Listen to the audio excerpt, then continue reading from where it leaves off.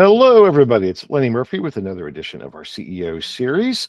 Thank you for taking time out of your day to spend it with myself and my guests. And today I am joined by Matt Nelson, the CEO of Mintel, and Hugo Amos, co-founder of Black Swan. Sorry, Hugo.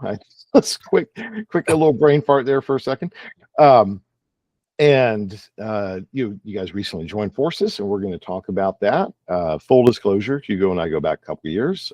Did some work with Black Swan early on, so I'm looking forward to catching up and finding out about where things are today. But before we get into that, so Matt, why don't you kind of tell us your origin story, and then Hugo, you can do the same, and then we'll get into the fun stuff. Yeah, thanks, Lenny, and thanks for having us on. My origin story, I've been Mintel's CEO for the last 4 years. I've been with Mintel for about 15 years. I started my career through India and Asia Pacific, selling and growing those businesses. And then before that, I was an architect and a tour guide. So I've had quite a checkered background to get to this point with lots of different skill sets and lots of different experiences. And it's probably one for a different podcast, but... Okay, well, all right, we'll have to follow up on that but the first thing that popped in my mind is, that kind of makes sense about, if you're a tour guide or an architect, you didn't know how to put things together, which obviously is something that Mintel does. So I could see where you get to that path.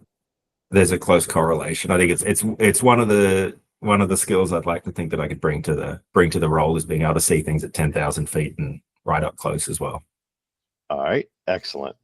So Hugo, how about you, for those who are not familiar with your origin in Black Swan? My origin, well, I've never been a tour guide, so I can't go back that far. But I was probably more traditional. I came from a business school, and then started my career client side. So a lot of that with PepsiCo, and spent many years kind of learning the ropes on that side of the fence. And I suppose the origin and the bit where it perhaps gets more interesting is the point where I chose to take the leap. And I was kind of working a lot in digital marketing at the time and digital insight. And it was back in the day when the internet was becoming a bit of a thing and big data first became a buzzword that we could scare everyone with. And that started to open up new opportunities. And the observation being that there was more data than ever being created by consumers and by brands. And we saw, myself and Steve, the co-founder of Black Swan, saw an opportunity to try to harness that data. And the kind of maybe lofty ambition at the time was that if we could get enough of that data together, we could start to see patterns that brands couldn't necessarily see. And so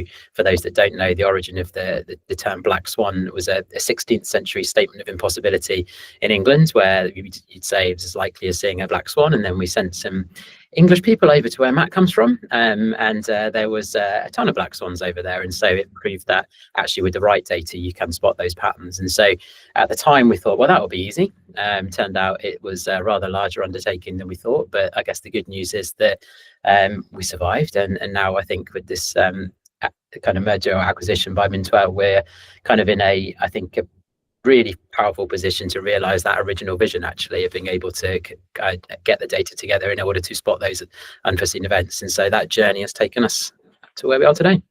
Well, when I saw the news, my first thought was that makes so much sense, because here's my broad take. When I think about Mintel, I think about obviously a company that is amassing tons of information about purchase behavior and in-store activities and et cetera, and then obviously Black Swan with more of that forecasting component, and thought, well, that just makes perfect sense. Not just to have two sides of the coin, so to speak, and here's what we know is happening, here's what we think is going to happen, but the way that those two data sources could be synthesized to unlock even more predictive value overall.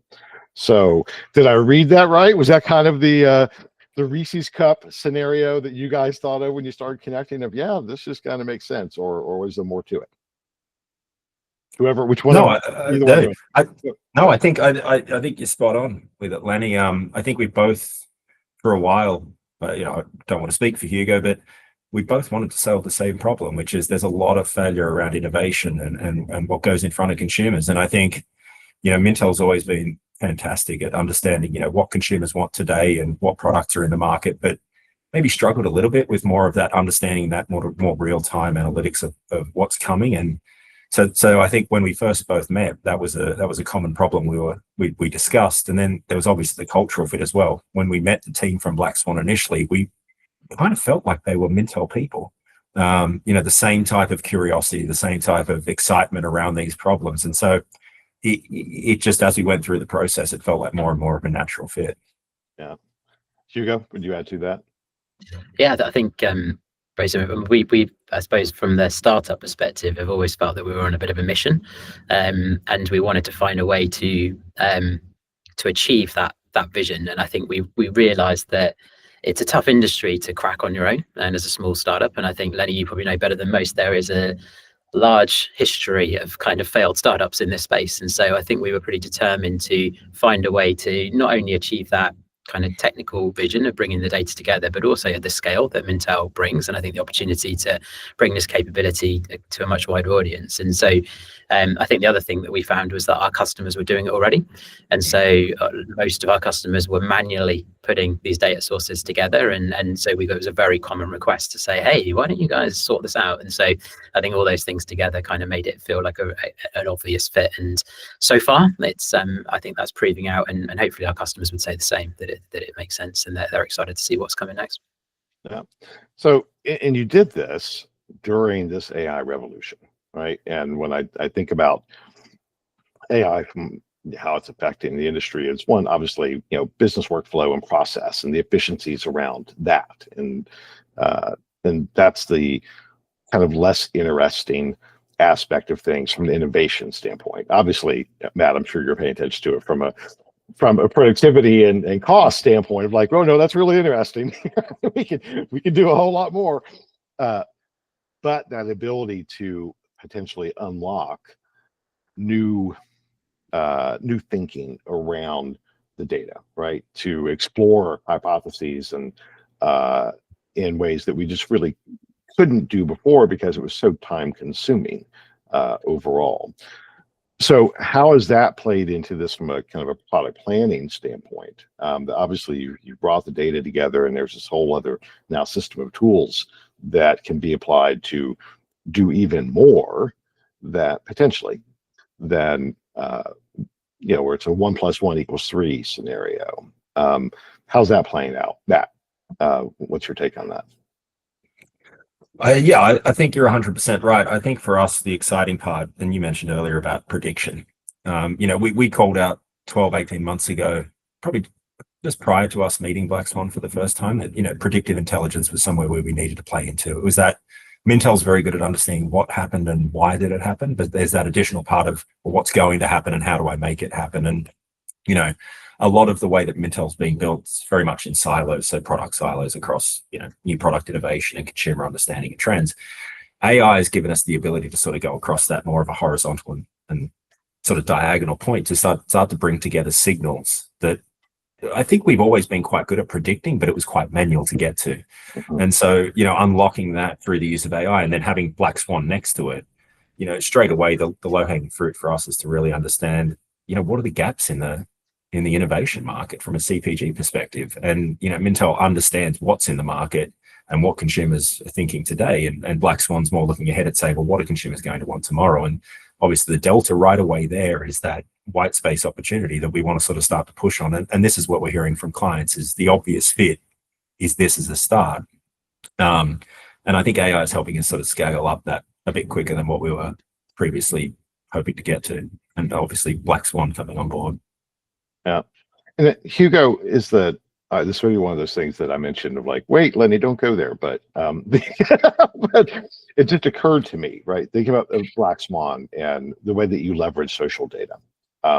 Now, AI is a double-edged sword, right? It does all this stuff, but yet we're seeing AI slop, so to speak, to manifest in social feeds. And then we have the recursive problem and et cetera, et cetera. And we just tie that into the entire data quality conversation, right? How are you guys really kind of separating out the signal from all the noise out there that potentially could be a contaminating factor within the social feeds that are at the core of Black Swan? That's a good question. I think Black Swan's core strength, I think, if you take everything else away, has always been about quality of data.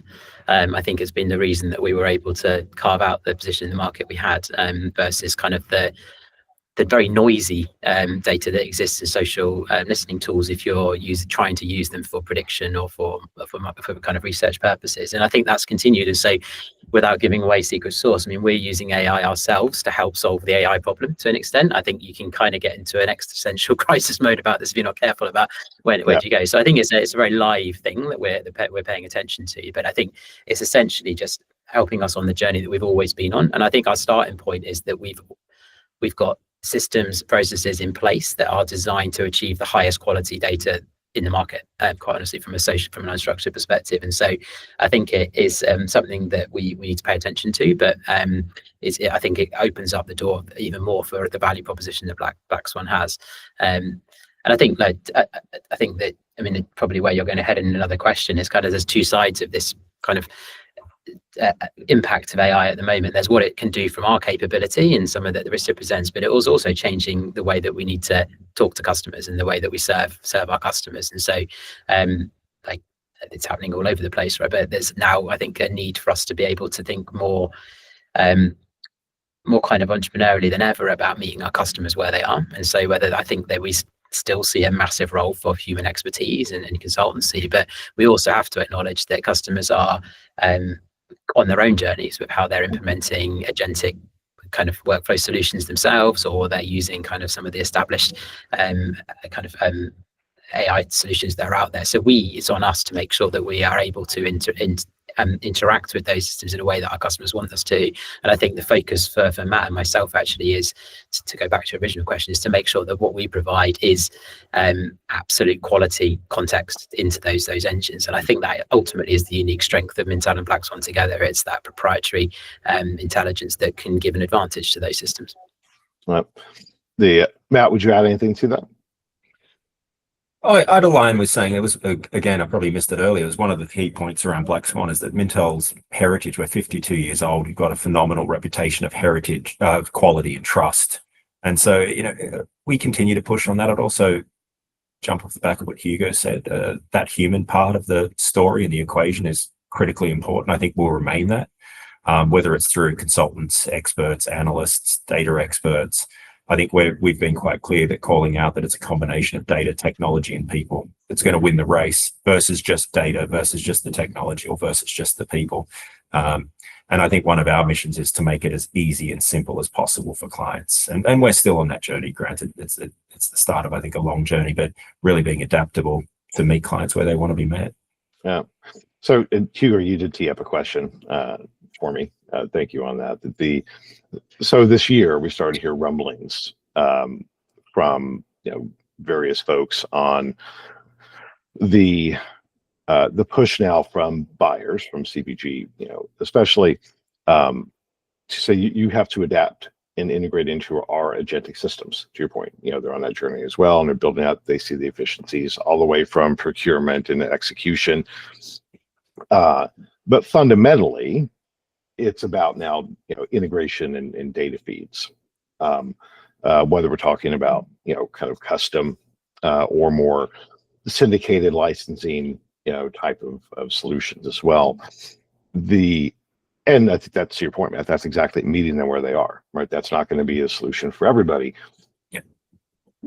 out of the gate, but I think it is going to be a solution for everybody in fairly short order. Over the course of the next few years, because it just makes good business sense to be able to streamline these processes as much as possible, and particularly to leverage data. There's a shift to kind of ad hoc point in time solutions and do something that looks a whole lot more like an always on data solution. With AI all in the middle, kind of managing that. So to that idea of meeting clients where they are, what are you hearing from a client standpoint on what does that future look like for them? So how are they thinking about this evolution of still wanting the human element, but also obviously now having tools to be able to unlock more potential value creation through kind of data feeds overall? Yeah, I think we hear a pretty similar story. I think it would be fair to say it's not the same for all customers, and I think they're at different points in the journey. I think you're probably right that eventually the C will go with it. But like, I think we see a pattern of a lot of, particularly the bigger brands that we work with, have invested pretty heavily in many cases on exploring generative AI technology, usually focused on comms use cases and marketing use cases to begin with. I think that's for obvious reason. That's where a lot of the media spend goes, and it's the biggest kind of opportunity. I think what they've seen is some success with that, and not total success, but some success. And so now you're seeing the kind of a trend to say, well, hey, if we can do that there, what does that mean for innovation? What does that mean for kind of market research side of things? And so obviously, without talking about specific instances, we're seeing a lot of the major brands taking different approaches to that, different partners, different solutions. And I think it's a journey that they're all on. I don't think we've seen many complete it yet or really see kind of the full story. And we absolutely are part of that solution, I think. And for us, it's really important, as I'm sure it is for all vendors at the moment, to use the phrase again, to meet them where they are. I think Black Swan and Mintel are set up very well to do that. We're kind of heavily down the path of making sure that we have the right connectors in place to be able to do that, and to be able to make it easy for customers to use the data. I think it asks some really interesting questions of future commercial models, which I don't think either clients or vendors are quite there with yet, to be honest. So I think that's going to be the journey we go on, to look at how does this make sure that this kind of works for everybody. Ultimately, I think the winners will be those that have access to the highest quality data and proprietary data. So I think it's kind of our strategy is to make sure that we do what we've always done, which is focus on ensuring that the kind of data and insights we're able to provide are proprietary and are valuable. And I think we'll need to go on a journey with our customers to go with them on this. And I think it's going to evolve a lot, right? Like, it's going to change. I think some will go faster, some will go slower, some will stay in PowerPoint for years, right? So it's going to create challenges for us, kind of evolving that go-to-market model. Yeah, it will keep us all in a job, I think, for knock on wood, right? I was watching videos of some of the humanoid robots coming out of China this week, and I don't know. It's like, that's a whole other topic. We won't get into all that. But you mentioned the change in business models, and I've been thinking about that a lot, and certainly lots of conversations with CEOs of various companies as well, especially in kind of more the traditional full service ad hoc. I mean, I think they're really feeling that potential shift and the impact when we move from models that are inherently, well, they're just a whole lot more like subscription. I think when all is said and done, it's subscription first, and then building off of that to filling gaps of information. I think that's kind of the tier now that we're shifting towards, which I would imagine you guys are in a pretty good spot to adapt to that. So first, is that your view on the future, that we're going to be looking a whole lot more like subscription data feeds in general, first, with then solutions built on top of that to filling gaps of information or diving deeper on specific things, or is there? Do you envision something different? What do you think the future may look like, without giving away your strategic plan? Obviously, I'm not asking for that, but just your sense of where things are. So, Matt. Yeah, it's a great question. I think it's one we wrestle with every day. I think, just to add on to what Hugo was saying, we're certainly taking the attitude at the moment that co-creation is critical with our clients and partners, because, as Hugo said, everyone's on such a different part of the journey and different stages. And I think the more that we can get in and work with clients to help them solve the problem, obviously it works well, for Mintel and Black Swan, but it also, we learn along the way. You become more agile, you take away lessons, and you can feed that through. So I think that's critical. It's a great question. It's a hard question. I mean, I see a world, and I've challenged Mintel and our teams here to say, well, it may very well that we don't own websites in the future. That you don't go to Mintel websites, that we're embedded into, look, whether it's in clients' world or whether it's into some of these large language model companies, the open AIs that we've seen, that because really, if you're putting clients at the center of it and talking about ease and integration and making it easy for them, we have clients daily sort of say, look, we want you to work with different partners, your competitors, essentially, to help us get the information. They're less worried about where it comes from. They're worried about how it all comes together to help them solve a problem. So I guess I'm not, not giving away the full source, but we've got heads up, eyes open as to what the potential opportunity is. Integration is a critical part of it. We've also viewed that, traditionally we call analysts, experts looking at categories or trends. The future is also going to be talking about analysts and experts from data, from algorithms, from machine learning, because no one knows Mintel's data and Black Swan's data and taxonomy better than us. And so, the whole plug and play doesn't necessarily work when you're talking about, different data sets, even under an agentic framework. So the more we can sort of integrate in and help clients understand that and how it fits, again, it's just a stronger position for us to partner with clients. Yeah. So, I think that's the right take. I don't want to go name dropping competitors, right? But if we in this conversation, it just seems rude. But but as I look at the market and see companies that are playing in different aspects of this, it seems as if some are going for, maybe we'll call it a systems integrator or aggregator type of play.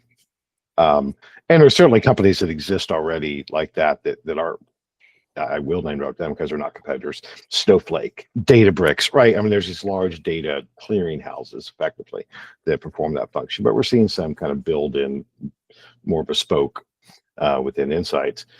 And it does beg the question of, well, okay, that's fine, but if we're just integrating different feeds from different companies, there's some value there, right? You're the marketplace, okay, but from a business standpoint, you just need to start buying the companies and putting them all together and doing those things. Which I hear you. I don't want you to give away secret sauce, but you kind of hinted at those possibilities. I think it creates interesting combinations similar to what you and Black Swan did to think about from a value creation standpoint. And that's my guess is over the course of the next 18 to 24 months, I think there's going to be a lot of interest there. I would expect to see private equity coming back around to the Insight space pretty significantly and looking at mid-market roll-ups. And I think those will probably be data aligned and vertically aligned overall. And that's just going to reshape the entire structure of the industry. My take. What do you think? I mean, I can see. Oh, go for it, Hugo. No, I was going to say, I think you're right. I think Lenny, a little bit about our background, and it kind of came from a VC-backed sort of environment, and I think that was all really driven by a SaaS disruption of market research, and I think kind of arguably there were very few successes in that space, right? It's a hard model to crack. The adoption for SaaS tools in market research is notoriously poor, and so I think what we're really looking at, I think, is the next wave of disruption, but actually one that might kind of, I think, have a easier user adoption curve with customers and is more likely to kind of succeed, I think, in disrupting it. I think a big open question for us though is like, I think that large language model tools are going to solve for many problems, and automation will bring a huge amount to it, but I think there are likely to always be or likely to be a need for that human context, as Matt was talking about earlier. So I think the kind of puzzle that will probably discussion we're having a lot of our clients is, what's the right mix of these things, right? How do you work with customers to get to impact? I stood on stage with PepsiCo last week at TMRE, and like the big conversation there was about impact. So great investing in all these large language tools, but still there's this gap to impact. And so kind of I think that journey is still a long one to go on. I think the gap between data providers, insight providers, and actual business impact is embarrassingly big still. So I don't think a large language model tool will solve that on its own. And so I think it's going to, again, it's the competitive landscape is definitely going to shift. You're absolutely right on that, and we hopefully are positioned in a place to capitalize on that. And you've hit the nail on the head in terms of kind of the opportunity with the data assets that we have to be in a strong position there. But I think that being agile in this space and working with customers is going to be key to getting them. Yeah. Matt?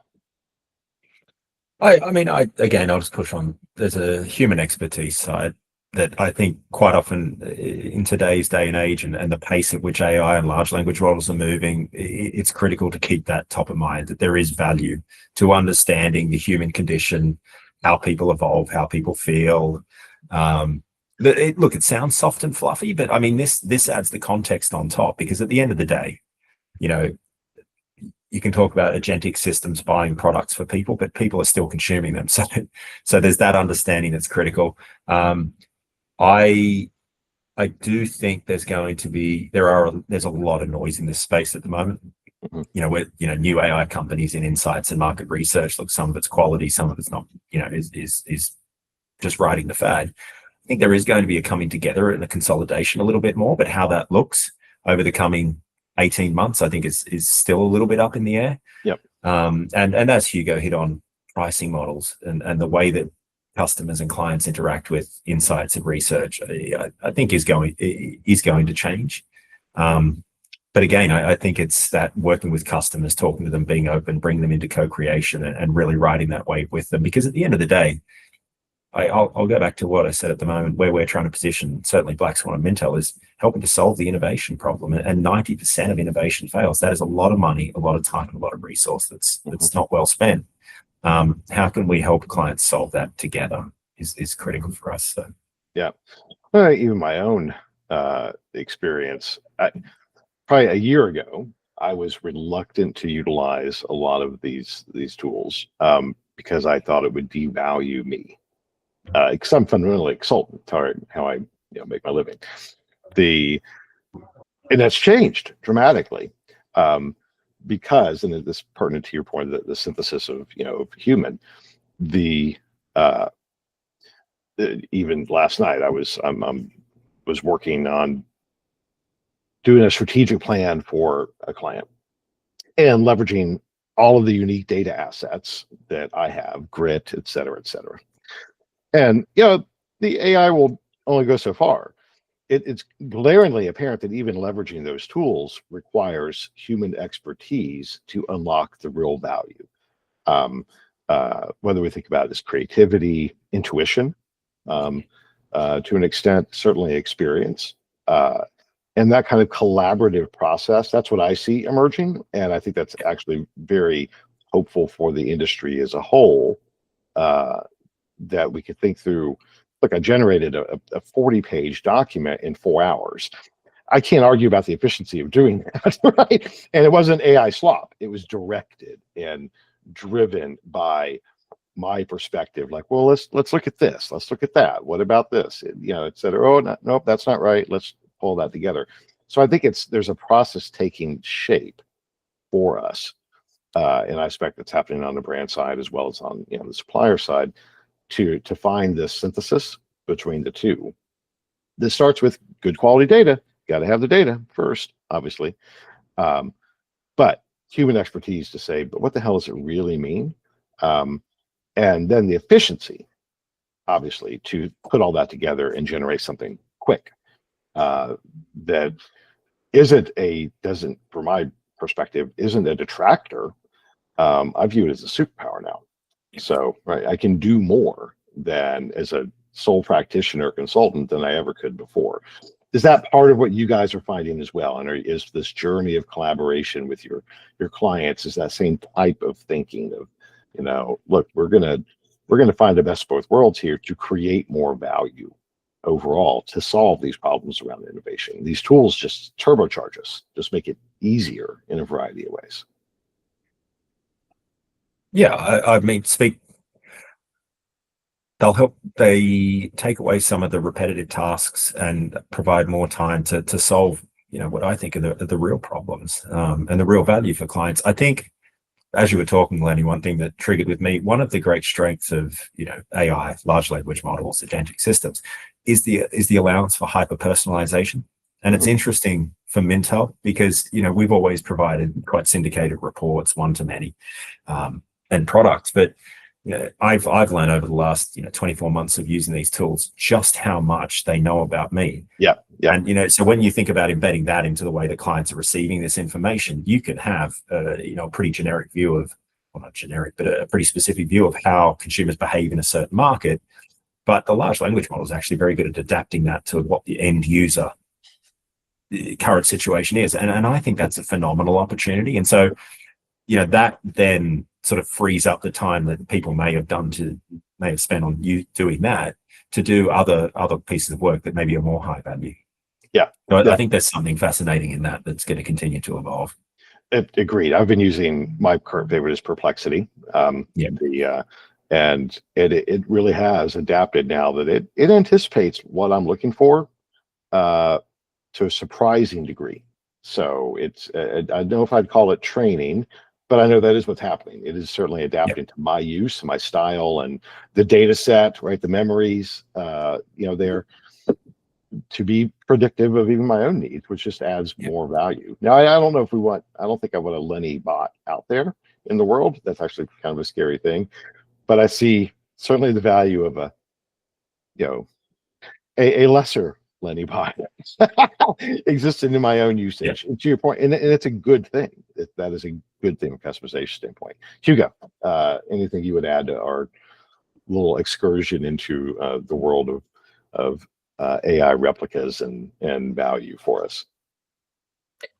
No, I think you guys have hit it on the head. I mean, I think we've all been in the industry a long time, right? And I think you can see the massive opportunity for kind of efficiency. I think I think there's a lot of what goes on which those human beings can be doing much more useful things, as you've said. So and like this is moving fast, but I think we're barely out the starting blocks on it, right? Like, and I think there's lots of hype out there, but and it's not to say that it isn't going to happen, but it's far from reality today. So I think there's just an exciting opportunity kind of on all sides, but it's going to be a balance to navigate. And I think that we often a lot of our time, I think as CEOs, is about kind of what does this mean for our teams as well. And so like not only our clients, but then also how our teams' jobs are changing and evolving and making sure that's positive for their career development. And so, it's a complicated, multi-sided opportunity, I think. Yeah, absolutely. Well, I want to be conscious of your time as well as our listeners. Is there anything else that you wanted to add or touch on before we kind of move into the final more wisdom distillation aspect of the conversation? No? Good. I mean, No, you get to brag now, right? I mean, this is when you get to say, well, Mintel is doing all these amazing things. So there's now's the time. I think from Mintel's perspective, we're known for many things across the market research, market intelligence industry, but I think there's definitely a accelerated push into innovation and helping to solve that problem. And I think it's an exciting journey, and I'm incredibly excited that Black Swan can become a part of it. And sort of that for us is that sort of shining light is how we help to solve that problem going forward. Good. Right. Hugo, any last something for you? I guess just how, I guess if any of our clients do listen to this, kind of thank you for going on the journey with us. And hopefully we are investing in building something which is going to help all of us. And so this is not a by accident situation. We touched on it in today's discussion, but we think it's a huge opportunity for these data sets ultimately to provide some extremely exciting proprietary metrics, which I think will, however you choose to consume them through a large language model or a PowerPoint, are going to make kind of the challenge of innovation a lot easier and a lot more precise. And I think that's the conversation we're having a lot with customers now about the need for precision in this. And so growth is hard to come by for most of our customers at the moment. And so being able to be more precise and bring more scale to fewer opportunities, I think is the narrative of many of our customers at the moment. And so I think what we're building will enable that. And we're really excited to go on that journey with our customers. So.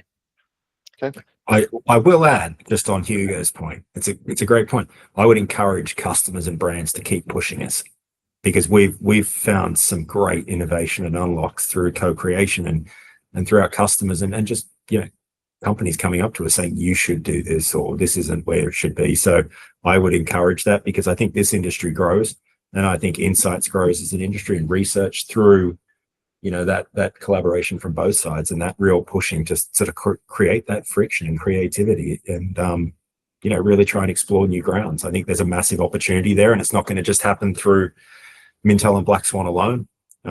It's going to be everyone pushing each other. That's a great point, right? There was a time where there was kind of an Illuminati in the insight space, right? The research heads of some of the largest companies that met regularly. I know for a fact they met at least twice a year, and they then would say, all right, here's what we want to put out into the industry to get folks to do that. Now, I don't know if that official proceeding still happens anymore, but the point, I think this is wonderful, Matt, is that it does need to be a dialogue that's happening. So the final point of these conversations is always about your journey as a CEO. And obviously, I think from your introductions, there's two very different ones, right? Hugo, you were on the startup VC-backed ride. Matt, you've grown into this role in an established company. So I'd like to just get your takeaways on wisdom that you would impart to other CEOs that you've learned. And Hugo, why don't we start with you, since you've been on that ride, right? That founder's ride. Lessons learned that you'd want to pass on to other folks. Yeah, I think I suppose with a focus on maybe people on a similar sort of growth journey and maybe a smaller kind of startup space, I think the biggest lessons we learned were really about adaptability and change. And maybe it's an obvious thing to say, but like as you go through the different periods of growth in a scale-up company, it was always remarkable to us how much you had to be able to change. And we literally kind of saw sort of people that had sort of different DNA at different stages of their growth. And I think some people can go the whole way, some people can't. And I think the big lesson we had was being kind of prepared to disrupt yourself over and over and over again. And I think that probably still is true for Mintel in a different way, in a different scale. But like it is that kind of that constant change being the norm, I think, and sort of psychologically being comfortable with doing that. And sometimes in a startup world, that can literally mean letting go of someone that might be your friend, that just isn't right for that next stage of the journey. And I think that was probably the biggest and hardest lesson we learned, was the importance of knowing when and how to do that in order to grow. And I think that probably carries through into challenges for bigger organizations as well. But it was probably the thing that has stuck with us having done that journey. Yeah.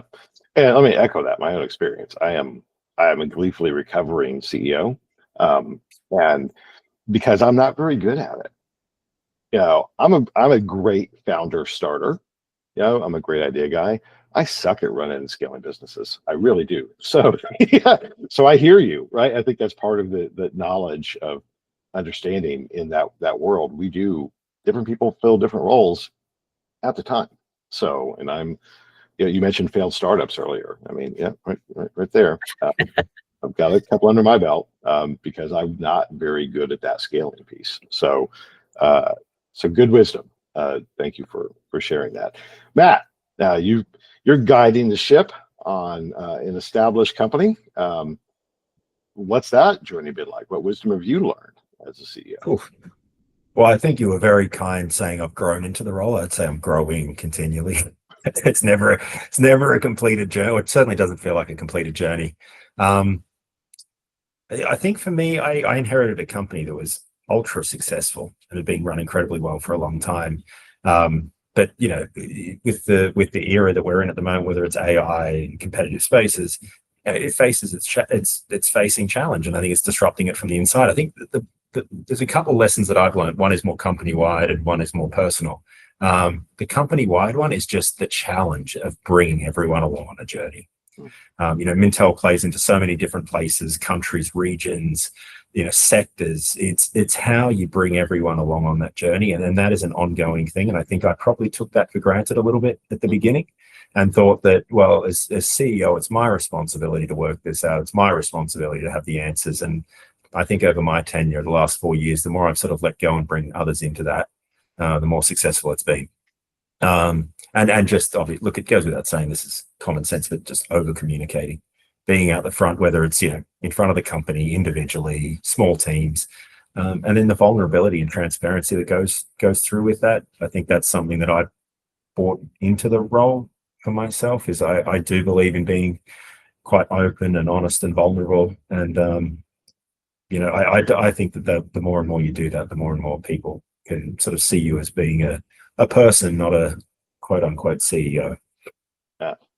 That's wonderful wisdom, and I agree. I don't know any other way to be than authentic, right? And I think I like to think that's one of my charms. You know? But fundamentally, it's also it does make things work better for people. So I agree. And how big is Mintel from an employee standpoint, Matt? How many people About do you need? 1,200 people. See, that's it's a huge, it's a big business. It really is. It's a big business, and there's a lot of power in having everyone going in that same direction. 1,200 people is a lot of good energy and a lot of good thinking. And the thing that I've loved about Mintel is just and it should be, because it is a research company. It's diverse in its thinking, and you know, we've made it critically important to make sure that we've got people that, you know, without getting into it, believe left, right, up and down, because, you know, you're trying to talk about how people behave, and people don't come from a single mold. So, you know, there's great power in having that diverse thinking, that you know, those different perspectives, and uniting that, going in one direction. I really believe it can move mountains and change industries, and that's kind of why we're in this game a little bit, is to shake things up and see what we can do with it. And, you know, it's great to have Hugo on the Black Swan team as part of that now. Yeah. So I said that was going to be the last question, but it's not, because it's just occurred to me one more thing. My take is that we are in an era of one long Black Swan event, right? I mean, it just seems like it is just a continual process of change that affects consumers, people at the individual level. And that's what kind of triggered this thinking about your team. So things that drive our behaviors change, our priorities, our values, and continue to evolve. And I don't see a place where we reach some stasis, right? So I think it continually is keeps shifting, which is obviously why you guys exist, because brands need to, things are changing. We need to understand that. We need data to understand changing behaviors and preferences for consumers. But I hadn't thought about it from the standpoint as a CEO of managing that within an organization of that size as well. So, one, both of you, and this could be the final, do you agree that we're in this process of change constantly? And that helps underline the value of the business. And does that also create interesting opportunities for you as leaders in the business in adapting, even internally, to this weirdness that the world seems to be now? So, Hugo, why don't you just chime in, and then Matt will wrap up with you. I think technically it's not a Black Swan event, because we can kind of see it coming, can't we? But so yeah, I don't know about we can see that it's coming. I don't know if we can always make out what it is, though.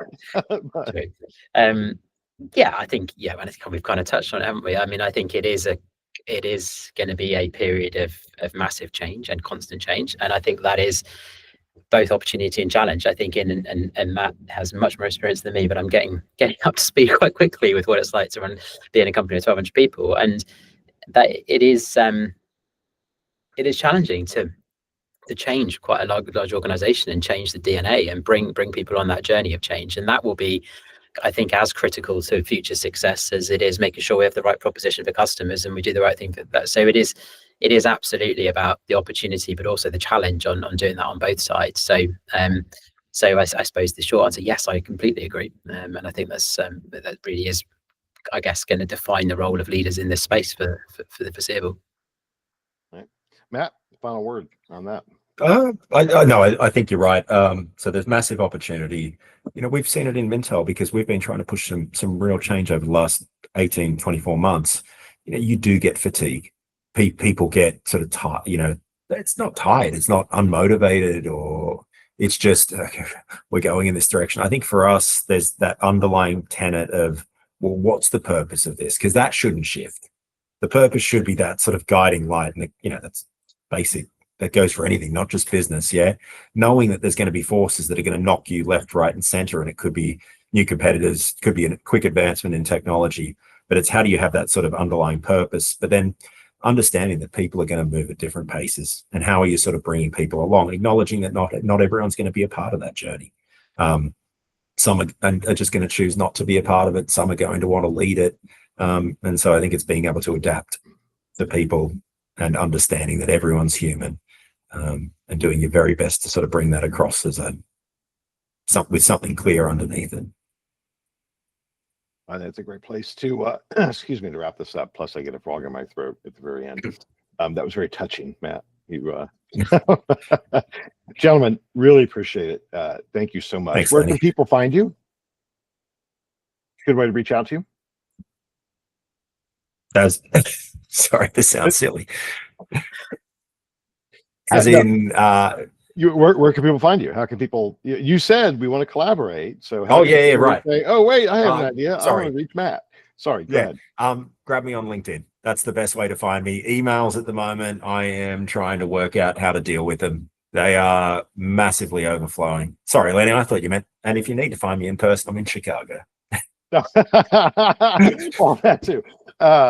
Yeah. All right, but I wasn't trying to direct people to you specifically at your, you're at 122. Never mind. Anyway. Yeah, I did pick that up, but it took a while. Yeah, we don't want to give that out. Anyway, Hugo, is LinkedIn or hello@blackswan.com works as well. We actually look at that email address, so that one always works. But yeah, LinkedIn is also good. Thank you, Lenny. It's been a pleasure. Yeah, thank you, Lenny. It's been great. Good. Thanks, guys. I appreciate it.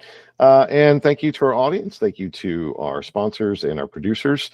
And that is it for this edition of the CEO series. We'll be back again soon with another one. Bye-bye.